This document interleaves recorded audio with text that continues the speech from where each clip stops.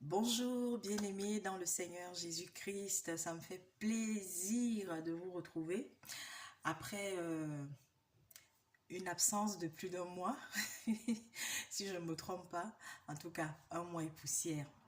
J'espère que vous allez tous bien, en tout cas par la grâce de Dieu, votre servante que je suis, je me porte bien. Voilà, il y a des jours avec, il y a des jours sans, mais le Seigneur, il est au contrôle. Soyez bénis, tous ceux qui tomberont sur ce message. Merci à tous ceux et à toutes celles qui ne cessent de nous encourager. Merci aussi à ceux et à celles qui continuent, n'est-ce pas, de nous envoyer des critiques, des reproches. Et comme je l'ai souvent dit, c'est par des critiques, c'est par des reproches aussi que nous nous remettons en question, que nous essayons de revoir peut-être ce qui ne va pas et surtout pour le bien de l'avancement de l'œuvre du Seigneur. Merci aussi à ceux qui envoient des messages désagréables ou alors envoient des remarques désobligeantes.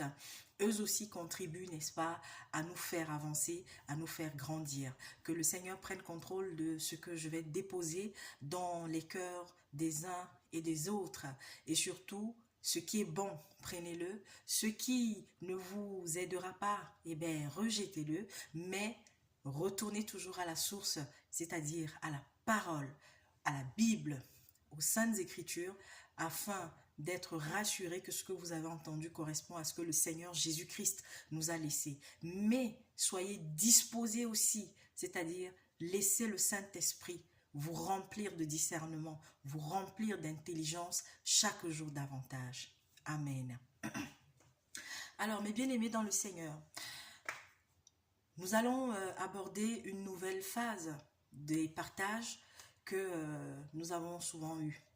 Le Seigneur, depuis des semaines, depuis des jours, m'a mis à cœur, n'est-ce pas, une autre dimension, un autre passage à devoir, n'est-ce pas, aborder avec vous, rentrer véritablement dans la mission qu'il m'avait donnée lorsqu'il m'a autorisé à venir sur cet espace pour parler de lui, sur cet espace pour partager avec les chrétiens et même les non-chrétiens. Parce que le Seigneur Jésus-Christ, comme il a dit dans sa parole, il n'est pas venu pour les bien portants, il est d'abord venu pour les malades. Je suis malade, tu es malade. Si tu reconnais que tu as un problème, si tu reconnais que la vie que tu mènes ne correspond pas à celle que ton Créateur a voulu pour toi, veut pour toi, alors sache que tu es au bon endroit. Mes bien-aimés, mes frères et mes sœurs, mes semblables en tant qu'être humain, aujourd'hui, je vais partager avec vous ce que le Seigneur m'a fait comprendre, ce que le Seigneur a mis dans mon cœur par rapport à la prière universelle, par rapport à la prière du Notre Père. Nous sommes nombreux à la réciter, nous sommes nombreux à même la chanter, mais est-ce que nous le faisons bien? Est-ce que nous comprenons ce que Dieu attend de nous à chaque fois que nous allons ouvrir la bouche pour élever cette prière? Alors je vais inviter tous ceux qui ont une Bible à devoir donc ouvrir la version qu'ils ont. C'est Matthieu, le chapitre 6. Alors, vous pouvez lire tout le chapitre comme nous le conseillons toujours. La meilleure façon de mieux comprendre la parole du Seigneur, c'est pas de s'attarder sur un verset qu'on a entendu, sur un verset qui nous a été donné, mais remontez toujours, redescendez. Il n'y a qu'ainsi que vous comprendrez mieux. Et si vous avez des difficultés peut-être sur un passage, n'hésitez pas à approcher un serviteur ou alors même une servante pour pouvoir partager là-dessus avec elle et après retourner toujours vers le Seigneur, vers l'Esprit Saint qui viendra encore déposer un plus à votre croissance spirituelle. Alors donc, le passage du Notre Père se trouve dans Matthieu 6 et je vais juste m'attarder, n'est-ce pas, sur les versets 5 jusqu'au verset 13. Je vais lire deux versions. Je vais lire la version Louis II. Je vais aussi lire la version qui se trouve dans la Bible de Jérusalem. Et il y a d'autres qui ont d'autres versions. Vous pourrez aussi aller dedans pour pouvoir être sûr qu'effectivement, il n'y a pas de grande différence. Je lis donc au nom puissant de Jésus-Christ. Je commence par ceci. Lorsque tu pries, ne sois pas comme les hypocrites. Ils aiment prier debout dans les synagogues et au coin des rues pour être vus des hommes. Je vous le dis en vérité, ils ont leur récompense. Mais toi, quand tu pries, entre dans ta chambre, ferme ta porte et prie ton Père qui est là dans le lieu secret. Et ton Père qui voit dans le secret te le rendra. En priant, ne multipliez pas les paroles comme les membres des autres peuples. Ils s'imaginent en effet qu'à force de paroles, ils seront exaucés. Ne les imitez pas, car votre Père sait de quoi vous avez besoin avant que vous le lui demandiez. Voici donc comment vous devez prier. Notre Père céleste, que la sainteté de ton nom soit respectée, que ton règne vienne, que ta volonté soit faite sur la terre comme au ciel. Donne-nous aujourd'hui notre pain quotidien. Pardonne-nous nos offenses, comme nous aussi nous pardonnons à ceux qui nous ont offensés. Ne nous expose pas à la tentation, mais délivre-nous du mal, car c'est à toi qu'appartiennent, dans tous les siècles, le règne, la puissance et la gloire. Amen. Et je vous invite à lire vraiment tout, en tout cas jusqu'au 18. Si vous pardonnez aux hommes leurs fautes, votre Père céleste vous pardonnera aussi. Mais si vous ne pardonnez pas aux hommes, votre Père ne vous pardonnera pas non plus vos fautes. Lorsque vous jeûnez, ne prenez pas un air triste comme les hypocrites. En effet, ils présentent un visage tout défait pour montrer aux hommes qu'ils jeûnent. Je vous le dis en vérité, ils ont leur récompense. Et vous pouvez continuer. Je vais ensuite lire la Bible de Jérusalem, la version qui s'y trouve. Je vais juste lire le passage de notre Père. Notre Père qui est dans les cieux, que ton nom soit sanctifié, que ton règne vienne, que ta volonté soit faite sur la terre comme au ciel. Donne-nous aujourd'hui notre pain quotidien. Remets-nous nos dettes, comme nous-mêmes avons remis à nos débiteurs. Et ne nous soumets pas à la tentation, mais délivre-nous du mauvais. Voilà. Et il y a cette autre manière aussi, par rapport à ce qui a été enseigné, par rapport à ce que vous avez reçu. Notre Père qui es aux cieux, que ton nom soit sanctifié, que ton règne vienne, que ta volonté soit faite sur la terre comme au ciel. Donne-nous aujourd'hui notre pain de ce jour. Pardonne-nous nos offenses, comme nous pardonnons aussi à ceux qui nous ont offensés. Et ne nous soumets pas à la tentation, mais délivre-nous de tout mal. Car c'est à toi qu'appartiennent le règne, la puissance et la gloire pour les siècles des siècles. Toutes ces versions, c'est pareil. Il va y avoir peut-être un mot qui va être différent de l'autre, mais dont la signification est la même. Mes frères et mes sœurs, aujourd'hui, le Seigneur m'a mis à cœur que chaque jour davantage, nous devons être dans le concret. C'est bien de réciter les versets. C'est bien, très bien, de lire la Bible. C'est bien d'aller écouter un serviteur. C'est bien d'être avec une sœur qui nous exhorte.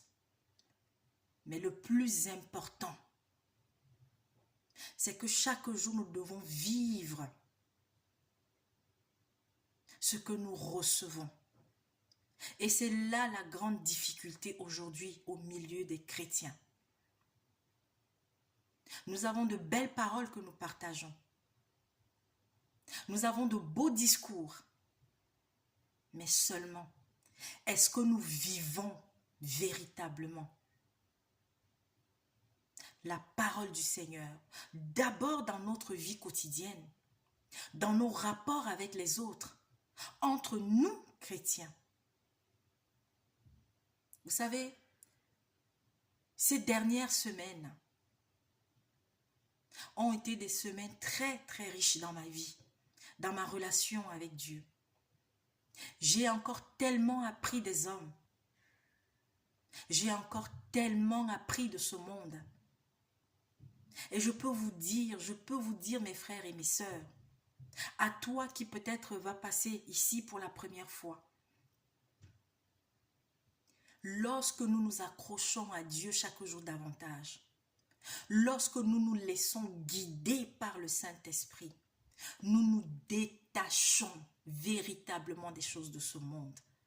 Car l'objectif de la présence de Dieu dans la vie de tout enfant, c'est de nous détacher de ce monde que nous connaissons actuellement, que nous avons connu et que nous allons encore connaître pour le peu d'années qui nous restent à vivre sur cette terre. Le Seigneur m'a mis à cœur il y a très longtemps de venir partager avec vous ce qu'il m'a donné à moi par rapport à cette prière. Alors, nombreux sont ceux, lorsqu'ils la font, vous allez voir, il y en a qui courent. Notre Père qui es aux cieux, que ton nom soit sanctifié, que ton règne vienne, que ta volonté... Non. Je me rappelle quand l'Esprit Saint a pris le temps de m'enseigner, a pris le temps de me dire non. Lorsque nous élevons toute prière devant le Seigneur, c'est vrai, la foi est comme un enfant qui apprend à marcher. Mais lorsque nous sommes devant le Seigneur, comportons-nous quand nous sommes avec un ami, lorsque nous parlons avec notre époux, notre fiancé, notre père que nous respectons, notre mère que nous respectons. Ça veut dire quoi? Parlons calmement, posément, afin d'être entendus, afin que l'autre voie la sincérité de notre cœur. Alors, notre Père qui es aux cieux, que ton nom soit sanctifié, que ton règne vienne, que ta volonté soit faite sur la terre comme dans le ciel. Nous sommes en train d'adresser une adoration à Dieu. On est en train, n'est-ce pas, de magnifier la grandeur de Dieu. Donne-nous aujourd'hui notre pain de ce jour, notre pain quotidien. Nous sommes en train de demander au Seigneur que papa, tu connais mes difficultés. Tu connais ce que je traverse en ce moment. Ne me laisse pas affamer. Il y a, n'est-ce pas, une réponse à mon dossier quelque part que j'attends. Cette partie-là concerne, n'est-ce pas, ta situation. Cette partie-là concerne tous ceux et toutes celles à travers le monde qui souffrent. Pardonne-nous nos offenses, comme nous pardonnons aussi à ceux qui nous ont offensés. Pendant que tu seras en train d'élever cette prière, est-ce que tu as déjà pardonné à tous ceux qui t'ont offensé? Est-ce que tu as pardonné à ta voisine avec qui tu t'es engueulé il y a quelque temps? Est-ce que tu as pardonné? Tu es allé demander pardon à ton mari que tu as offensé ou ton mari t'a offensé? Est-ce que tu lui as pardonné? Est-ce que tu as pardonné à ton grand-père qui t'avait fait du mal dans l'enfance? Est-ce que tu as pardonné à celui-là qui a abusé de toi depuis tant d'années et que tu n'arrives pas à pardonner jusqu'à maintenant? Est-ce que tu as pardonné? Est-ce que tu es allé demander pardon à ta soeur, à ton frère avec qui vous vous êtes engueulé? Est-ce que tu es allé lui demander pardon? Est-ce que Même s'il n'est pas venu déjà, elle n'est pas venue te demander pardon, tu lui as pardonné.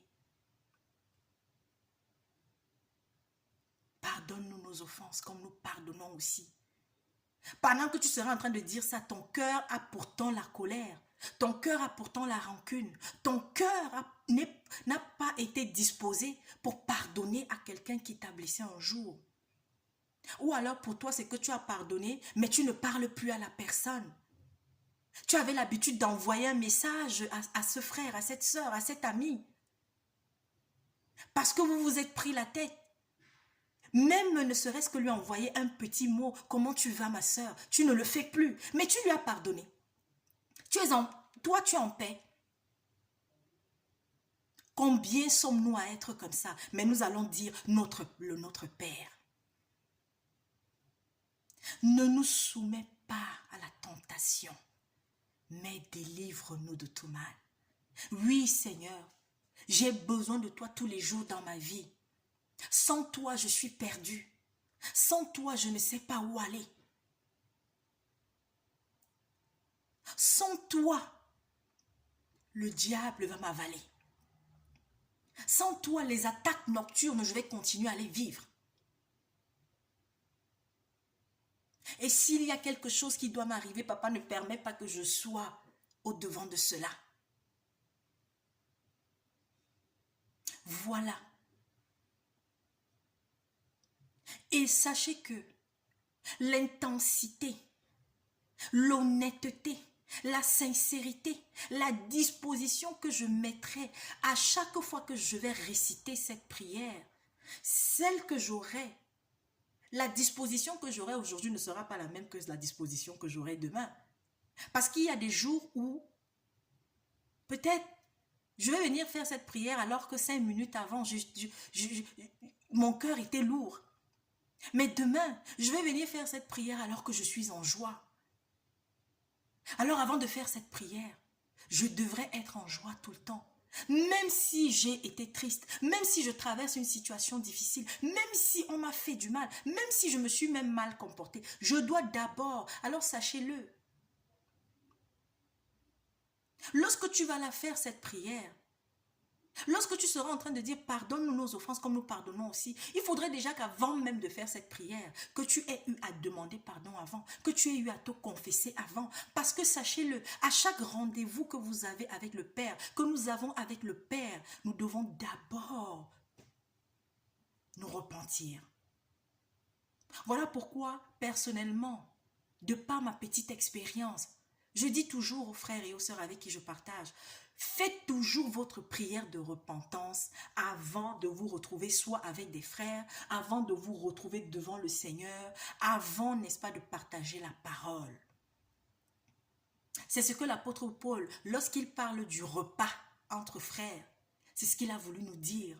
Ne vous mettez pas ensemble autour de la table. Ne vous mettez pas autour de papa si vous avez des cœurs qui sont remplis.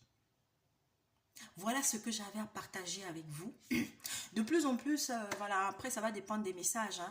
Ça va dépendre aussi si peut-être je me retrouve un jour avec la sœur Lily ou la sœur Mamie, en tous les cas, ou avec d'autres frères et sœurs, à devoir partager la parole du Seigneur. Peut-être ça sera un peu plus long, mais de plus en plus on aura voilà, des partages courts comme ça. Et parce qu'aujourd'hui nous sommes dans le règne de la distraction.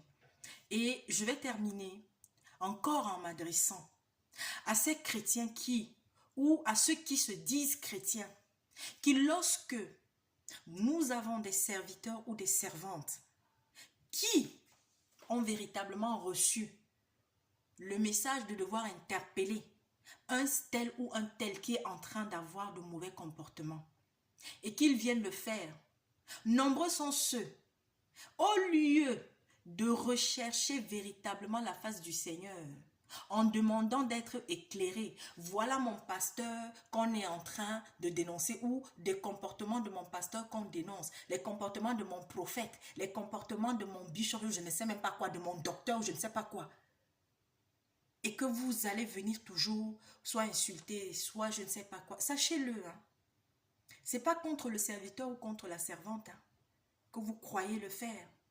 Sachez que si vraiment la personne qui est venue porter le message a véritablement été envoyée par le Seigneur, a reçu le message du Seigneur, Sachez que vous ne faites que mettre sur votre tête une certaine malédiction. Vous ne ferez que attiser la colère de Dieu. Maintenant, si la personne se lève et le fait de son propre chef sans avoir, excusez, il y a le soleil qui passe, sans avoir examiné, sans être sûr que c'est l'Esprit Saint, c'est Dieu par l'Esprit Saint qui t'a demandé de venir interpeller le frère ou la soeur qui a une mauvaise attitude, qui a un mauvais comportement, qui est en train d'égarer les autres. Toi aussi, tu auras ta part devant le Seigneur. Alors, j'invite vraiment, véritablement, tous ceux qui continuent dans cette lancée à venir déposer des messages soit sur cette chaîne ou bien à attaquer d'autres soeurs ou des frères. Parce que non, on a eu à dénoncer un comportement de votre Dieu. Parce que Jésus, vous ne le défendez même pas. Vous ne défendez pas Dieu, mais vous défendez l'homme. Lorsqu'on est chrétien et qu'on entend une chose, un avertissement, une dénonciation peut-être concernant notre frère, concernant notre guide, la meilleure des choses à faire, c'est de prier pour ce frère-là. La meilleure des choses à faire, c'est de demander l'esprit du discernement. Demander que le Seigneur aussi, si vraiment ce que vous avez entendu là est vrai, que le Seigneur vous le montre aussi. Et je peux vous assurer qu'il vous le montrera. Soyez bénis. Je vous souhaite une bonne semaine. Je vous donne rendez-vous bientôt. Et mes frères et mes sœurs, à ceux du Cameroun, encore une fois de plus, à ceux d'Afrique, à ceux du monde, vous qui croyez en Dieu, le monde en ce moment est une marmite explosive. Nous entendons beaucoup de messages de haine, de plus en plus. J'avais déposé un message concernant ceux qui se disent influenceurs, youtubeurs et tout ça, qu'il y en a qui vont être frappés depuis fin 2019, fin 2020. Ne vous laissez pas distraire par des histoires qui se passent aujourd'hui sur Internet. Tantôt c'est le mari de tel qu'on a vu nu, je ne sais pas quoi. Tantôt c'est elle à qui on a pris de l'argent, tantôt. Et vous êtes nombreux à être captivés par des histoires pareilles. Mon Dieu, nous sommes dans le règne de la distraction, mes frères et mes sœurs. Que ce soit à la télé, que ce soit dans la vie de tous les jours, le diable est en train de faire le bon travail pour lui. Sortons de là. Sortons de là. Je vous avais donné le message que le Seigneur m'avait mis à cœur. Dieu veut entendre nos prières. Ne nous laissons pas distraire par ce que d'autres vivent, par ce qui se passe dans les couples de tels, par ce qui se... Non. Recherchons chaque jour davantage la fortification dans la sanctification et portons les problèmes du monde devant le Seigneur. Il y a tellement de choses qui se passent en ce moment. Je vous avais annoncé que des vieux conflits vont renaître. Et nous entendons. Le Seigneur avait dit, vous allez entendre des bruits de guerre et des guerres. Nous sommes dedans. Nous sommes dedans. Alors j'ai une pensée pour les victimes, n'est-ce pas, de l'explosion. Il y a une ville ici en France où il y a une boutique, enfin un commerce qui malheureusement a brûlé et il y a eu plusieurs morts. À travers le monde, voilà, au Cameroun, un peu partout. Au Congo, il y a un marché, je crois c'est en République démocratique du Congo, il y a quelques jours aussi, où il y a eu, n'est-ce pas, je ne sais pas si c'est un poteau électrique qui a fait comment, j'en sais rien, mais en tous les cas, il y a eu des morts. Bref, la mort est partout comme jamais. Comme jamais. Alors je vous en prie, je nous en prie, prions. Et chaque jour, demandons au Seigneur sans cesse tout ce qui n'est pas de lui en nous, qu'il dégage cela de notre cœur, qu'il nous amène à changer. Apprenons à être sincères entre nous. Ne soyons pas seulement ensemble lorsque tout va bien, mais lorsque tout va mal, soyons aussi ensemble. Si on doit se taper, tapons-nous verbalement, mais après calmons-nous. Après parlons-nous en hommes respectueux et respectables.